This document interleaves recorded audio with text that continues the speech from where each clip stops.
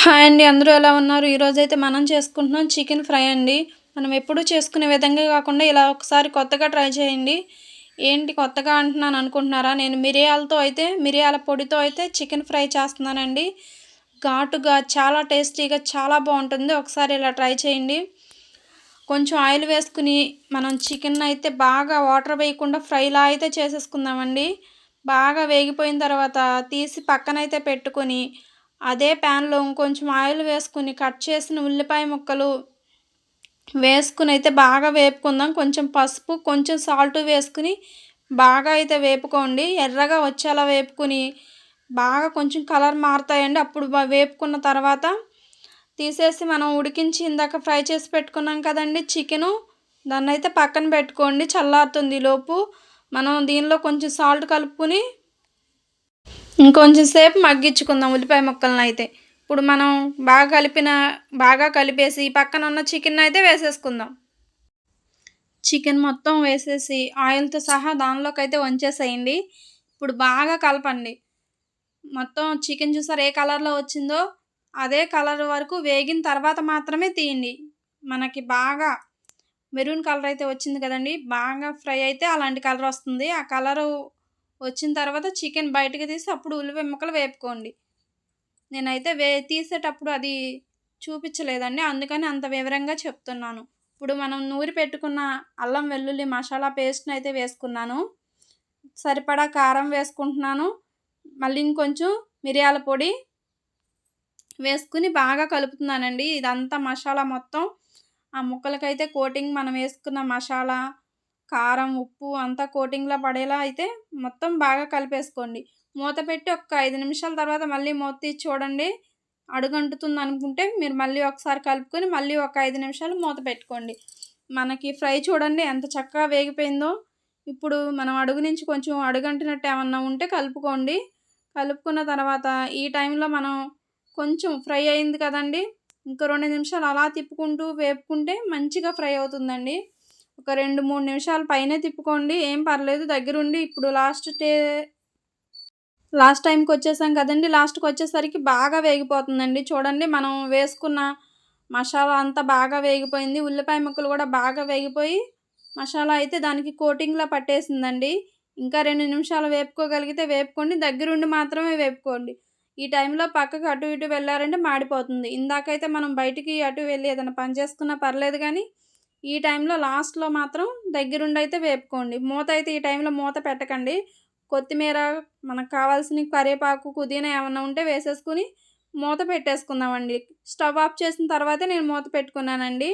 పెట్టుకొని పక్కన పెట్టుకొని ఇప్పుడు మిరియాల రసం అయితే మనం ఈరోజు ఎలా చేసుకుందాం చూద్దాం రండి. ఈ చికెన్ కాంబినేషన్ మిరియాల రసం అయితే చాలా బావుంటుందండి. ఈ వర్షాకాలంలో ఇలా వర్షం పడుతున్న టైంలో వేడి వేడిగా మిరియాల చారు, చికెన్ ఫ్రై వేసుకొని తింటుంటే చాలా బావుంటుందండి. కాంబినేషన్ అయితే చాలా బావుంటుంది. ఇప్పుడు నేను వీడియోలో చూపిస్తున్న విధంగా ఉల్లిపాయలు బారుగా చీల్చుకుని చారులో అయితే వేసుకోండి. టమాటా ముక్కలు, పచ్చిమిరపకాయలు, కొత్తిమీర కలిపి బాగా పిసకండి. చేత్తో కొంచెం సాల్ట్ వేసి బాగా పిసికిన తర్వాత ఒక చిన్న నిమ్మకాయ సైజు చింతపండు అయితే పిసికి రసం తీసి దానిలో పోసుకొని మనకు తగినన్ని వాటర్ పోసుకోండి. వేసుకున్న తర్వాత పొయ్యి మీద పెట్టుకొని కొంచెం పసుపు, సాల్ట్ అయితే మనం ముందే వేసాం కదండీ! ఒక్కసారి చూసుకొని మళ్ళీ వేసుకోండి చాలకపోతే. మనం బాగా మరగనివ్వాలండి. 10 నిమిషాలు, పావుగంట సేపు బాగా మరగనివ్వండి. మరిగిన తర్వాత పక్కన పెట్టుకొని, ఇప్పుడు పొయ్యి మీద ఇంకో గిన్నె పెట్టుకుందామండి తాలింపు కోసమైతే. ఇప్పుడు ఆవాలు, జీలకర్ర, కరివేపాకు, ఎండుమిరపకాయలు, వెల్లుల్లిపాయలు అన్నీ అయితే పక్కన పెట్టుకోండి తీసుకొని. వెంటనే వేసేసుకోండి మాడిపోతుంది. వెంటనే వేసేసుకొని లాస్ట్‌లో అండి కొంచెం ఇంగువ వేసుకోండి. జీలకర్ర, ఇంగువ ఇందాక మనం నూరి పెట్టుకున్నాం కదండీ! మిరియాల పొడి అది కూడా లాస్ట్‌లో కొంచెం తాలింపు అయితే వేసుకోండి. తాలింపులో వేసుకుంటే ఫ్లేవర్ బాగా తెలుస్తుందండి. ఇప్పుడు మనం వేగిన తర్వాత నేనిందాక చెప్పిన మిరియాల పొడి, ఇంగువ కూడా వేసేసుకొని ఇప్పుడు మనం పక్కన పెట్టుకున్న చారునైతే దీనిలో వేసేసుకుందామండి. తాలింపు వేయగానే అయితే మూత పెట్టేసేయండి. ఎందుకంటే ఆ స్మెల్ బయటకు పోకుండా చారుకు పట్టేస్తుందండి. ఇది మాత్రం చేయండి. పోపు తీసుకెళ్ళి చారులో వేయటం కాదండి. చారు తీసుకొచ్చి పోపులో వేయండి. అప్పుడు టేస్ట్ చాలా బావుంటుంది.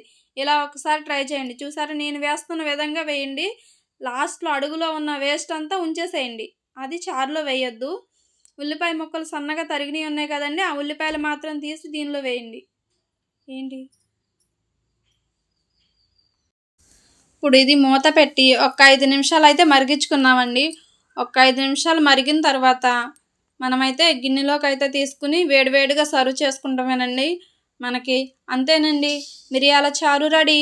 ఇప్పుడు మనం ఈ మిరియాల చారు మరిగిందో లేదో ఒకసారి మూత తీసి చూసుకుందామండి. చక్కగా మరిగిపోయి ఉంటుంది. ఒక 5 నిమిషాలు తాలింపేసిన తర్వాత మరిగితే అయితే చాలా బావుంటుంది. ఎందుకంటే ఆ తాలింపు స్మెల్ అనేది చారుకి బాగా పడుతుందండి.